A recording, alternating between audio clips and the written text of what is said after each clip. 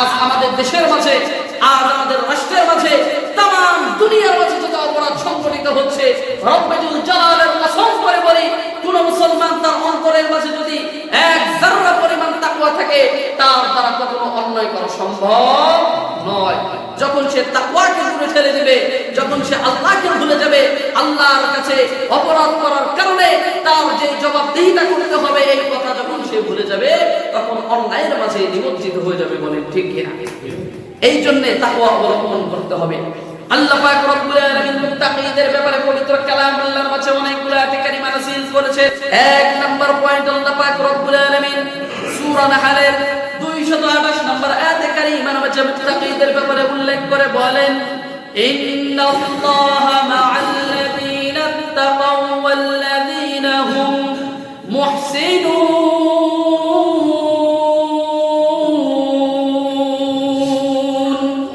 আল্লাহ পাক রব্বুল আলামিন মুত্তাকিদের জন্য আলোচনা করে বলছেন, মুত্তাকিদেরকে লক্ষ্য করে আল্লাহ পাক রব্বুল আলামিন বলছেন, বান্দা তোমরা আমি আল্লাহ পাক রব্বুল আলামিনকে ভয় করবা, তোমাদের পুরস্কার কি?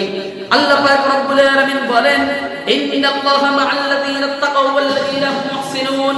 নিশ্চয় ওই সমস্ত লোক যারা তাকওয়া অবলম্বন করে আমি আল্লাহ পাক রব্বুল আলামিন তাদের সাথেই রয়েছি। বলেন সুবহানাল্লাহ। এক নাম্বার পুরস্কার যারা তাকওয়া অবলম্বন করে, আল্লাহ বলছে বান্দা তোমরা মনে রাখো তাকওয়া অবলম্বনকারীদের সাথেই আমি আল্লাহ আছি। বলেন সুবহানাল্লাহ। তাহলে আমার প্রিয় ভাইরা বলেন তো দেখি, আল্লাহ পাক রব্বুল আলামিন যে এখানে বলেছে তাকওয়াকারীদের সাথে আমি আল্লাহ আছি, তাহলে আমরা যদি তাকওয়া অবলম্বন করি তাহলে আমাদের আর কোনো পেরেশান হওয়ার দরকার আছে? আওয়াজ দিয়ে বলেন আছে? নাই। কারণ আপনার আমার জিম্মাদারি নিয়েছেন একজন, চিল্লাইয়া বলেন কে? আল্লাহ। আল্লাহ পাক রব্বুল আলামিন বলছেন তাদের সাথে আমি আছি। ওয়াল্লাযীনা হুম মুহসিনুন, যারা তাকওয়া অবলম্বন করে এই তাকওয়া অবলম্বনকারীদের সাথে আমি আল্লাহ পাক রব্বুল আলামিন রয়েছি। বলেন সুবহানাল্লাহ। দুই নাম্বার পয়েন্ট, আল্লাহ পাক রব্বুল আলামিন সূরাতুত তালাকের 5 নম্বর আয়াতে কারিমার মাঝে উল্লেখ করে বলেন, ওয়া মান ইয়াত্তাকিল্লাহা ইউকাফির আনহু সাইয়্যাতিহি ওয়া ইউযিম লাহু আজরা।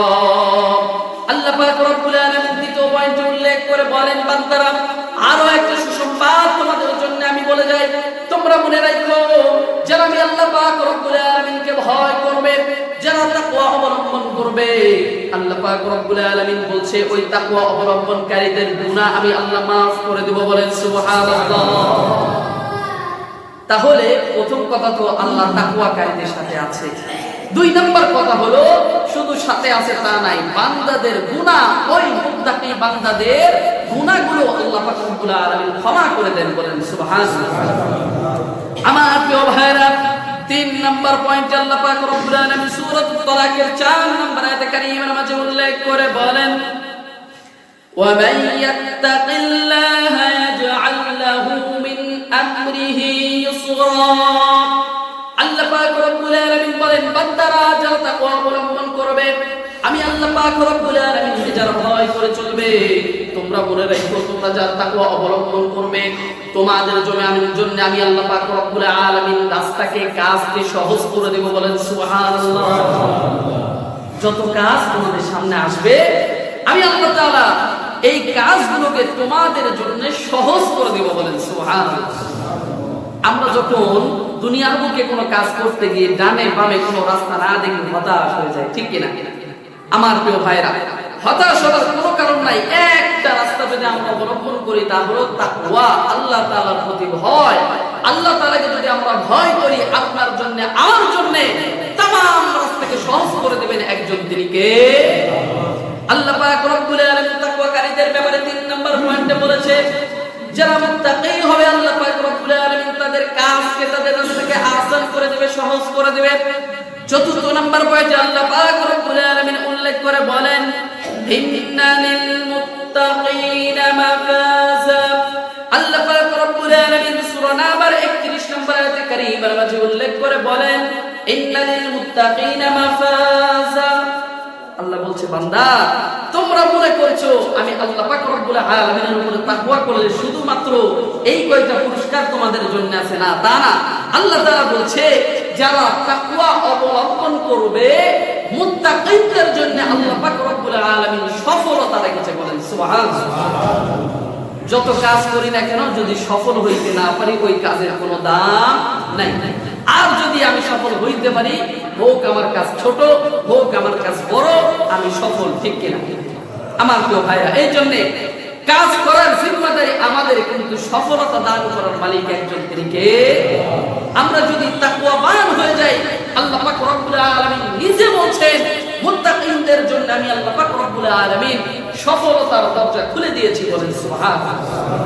আমার প্রিয় ভাইরা, 5 নাম্বার পয়েন্টে আল্লাহ পাক রব্বুল আলামিন উল্লেখ করে বলেন, সূরাতুত তালাকের 3 নম্বর আয়াতে কারিমে আল্লাহ তাআলা উল্লেখ করে বলছেন, ওয়া ইয়ারযুকুহু মিন হাইসু লা ইয়াহতাসিব। আল্লাহ পাক রব্বুল আলামিন উল্লেখ করে বলেন, বান্দা যারা মুত্তাকি হবে, আমি আল্লাহ পাক রব্বুল আলামিনকে ভয় করবে, মনে রাখবা দুনিয়ার বুকে রিজিকের কোনো চিন্তা তোমাদের করতে হবে না, রিজিকের জন্য তোমাদের পেরেশান হতে হবে না। ওয়া মাইয়াত্তাকিল্লাহা ওয়া ইয়ারযুকুহু মিন হাইসু লা ইয়াহতাসিব, এমন জায়গা থেকে আল্লাহ পাক রব্বুল আলামিন মুত্তাকিনদের জন্য রিজিকের ব্যবস্থা করবে। আমার প্রিয় ভাইরা, 6 নাম্বার পয়েন্টে আল্লাহ পাক রব্বুল আলামিন সূরা হুজুরাতের 13 নম্বর আয়াতে কারিমা নামাজে উল্লেখ করে বলেন, ইন্না আকরামাকুম ইনদাল্লাহি আতকাকুম। আমরা বলতে পারি হুজুর বুঝলাম, দুনিয়ার মুখে আল্লাহ পাক রব্বুল আলামিন রিজিকের জিম্মাদারি নিয়ে নেন। আল্লাহ পাক রব্বুল আলামিন আমাদের সাথে রয়েছে, আল্লাহ পাক রব্বুল আলামিন আমাদের গুনাহগুলোকে maaf করেছে, আল্লাহ পাক রব্বুল আলামিন আমাদের পথকে সহজ করে দিয়েছে, সব কিছু বুঝলাম। আমাদের জন্য আল্লাহ পাক রব্বুল আলামিন সফলতা রেখেছে। কিন্তু হুজুর আমরা জানতে চাই, দুনিয়ার মধ্যে আল্লাহ পাক রব্বুল আলামিন এই মুত্তাকিনদের জন্য ইজ্জত আর সম্মান রেখেছে কিনা, বলেন ঠিক কিনা? ইজ্জত সম্মান আছে না নাই? আল্লাহ তাআলা উল্লেখ করে বলছে, বান্দা সূরা হুজুরাতের 13 নম্বর আয়াতের মাঝে আল্লাহ পাক রব্বুল আলামিন উল্লেখ করে বলেছেন, ইন্না আকরামাকুম ইনদাল্লাহি আতকাকুম। বান্দা তোমরা দুনিয়ার মাঝে একজন অপরজনের কাছে পছন্দনীয় পাত্র হতে পারো, পছন্দনীয় ব্যক্তি হতে পারো, কিন্তু মনে রাখবা যে ব্যক্তি দুনিয়ার বুকে আমি আল্লাহ পাক রব্বুল আলামিনের উপরে তাকওয়া অবলম্বন করবে, আমি আল্লাহ পাক রব্বুল আলামিন ওই তাকওয়ার কারণে দুনিয়ার মাঝে तमाम মানুষের মাঝে আমার নিকটে ওই ব্যক্তি সবচেয়ে প্রিয় আর সম্মানীয়, বলেন সুবহানাল্লাহ। তাহলে বোঝা গেল কি, আল্লাহ বলছে মুত্তাকিনদেরকে আল্লাহ পাক রব্বুল আলামিন সম্মান বেশি দান করেন এবং তারাই আল্লাহ তাআলার কাছে বেশি প্রিয়, ঠিক কি না আমার প্রিয় ভাইরা? তাহলে বলেন তো, আল্লাহ তাআলার কাছে যদি আমরা প্রিয় হয়ে যাই, আল্লাহ তাআলার কাছে যদি আমরা সম্মানিত হয়ে যাই, তাহলে দুনিয়ার কারো সামনে আমাদের দাঁড়ানোর দরকার আছে? কারো কাছে হাত পাতার প্রয়োজন আছে? নাই। আর যদি দুনিয়ার সবার কাছে আমি সম্মানিত হই, কিন্তু আল্লাহ পাক রব্বুল আলামিনের সামনে আমি সম্মান না পাই, তাহলে আপনার আমার জীবনের কোনো মূল্য নাই। আমার প্রিয় ভাইরা, 7 নম্বর আয়াতে কারিমা আল্লাহ পাক রব্বুল আলামিন সূরাতুত তাওবার 4 নম্বর আয়াতে কারিমা মাঝে উল্লেখ করে বলেন, ইন্নাল্লাহা ইউহিব্বুল মুত্তাকিন।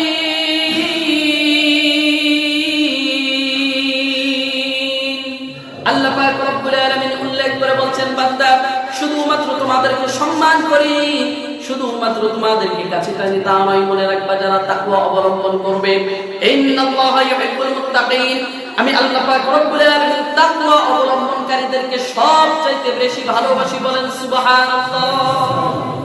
আল্লাহ তাআলা যত প্রাণী সৃষ্টি করেছেন এর মাঝে তাকওয়া অবলম্বনকারীদেরকে সবচেয়ে বেশি মহব্বত করে, বলেন সুবহানাল্লাহ। আমার প্রিয় ভাইরা, আজকের সর্বশেষ আয়াত আল্লাহ পাক রব্বুল আলামিন সূরা আরাফের 35 নম্বর আয়াতে কারীমের মাঝে উল্লেখ করে বলেছেন, ফামান ইত্তাকা ওয়া আসলাহা ফালা খাউফুন আলাইহিম ওয়ালা হুম ইয়াহজানুন।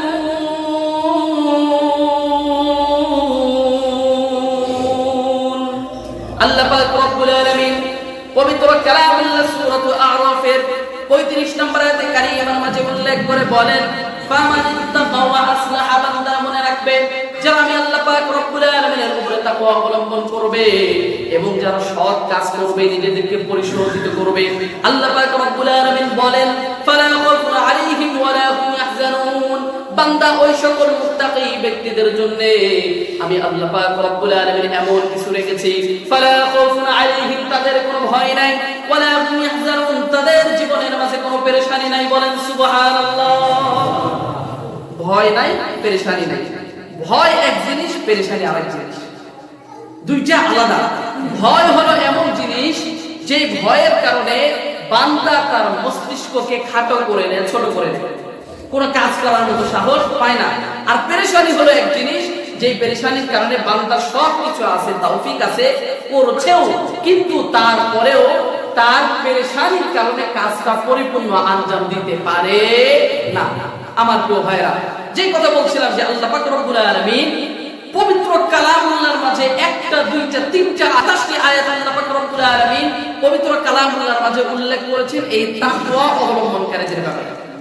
যে 27টা আয়াতে কারিমার মাঝে আল্লাহ তাআলা তাকওয়া অবলম্বনকারীদের বিভিন্ন রকম সুসংবাদ দান করেছেন, তাদের ইজ্জত, তাদের সম্মান, তাদের জান-মাল রক্ষা, আল্লাহ তাআলার মহব্বত, তাদের প্রতি ভালোবাসা, সব কিছু আল্লাহ তাআলা জানিয়ে দিয়েছেন।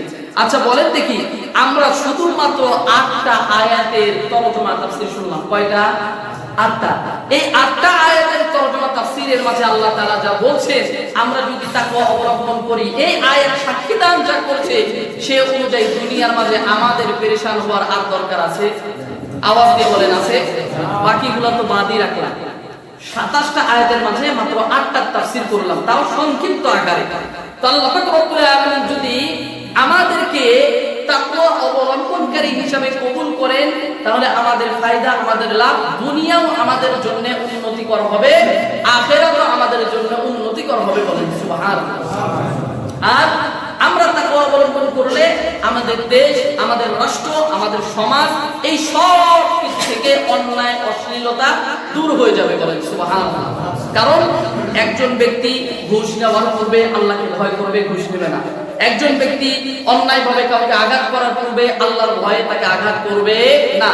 যত রকম কাজ অন্যায় রয়েছে, অন্যায় কাজ করার পূর্বে তার অন্তরে, বান্দার অন্তরের মাঝে যখন আল্লাহ পাক রব্বুল আলামিনের ভয় সৃষ্টি হয়ে যাবে, রব্বুল জালালের কসম করে বলি, বান্দার মনের মাঝে আল্লাহ পাক রব্বুল আলামিনের ভয় সৃষ্টি হলে ওই বান্দা কোনদিন কোন সময় আল্লাহ তাআলার নাফরমানি করতে পারে না। বলেন ঠিক কিনা? আর যখন অন্তরের মাঝে থেকে ভয় দূর হয়ে যাবে, তখন তার কাছে সুদ, ঘুষ, অন্যায়, পাপাচার, জেনা, ব্যভিচার যা কিছু আছে সব কিছু সহজ হয়ে যাবে, কিছুই মনে হবে না।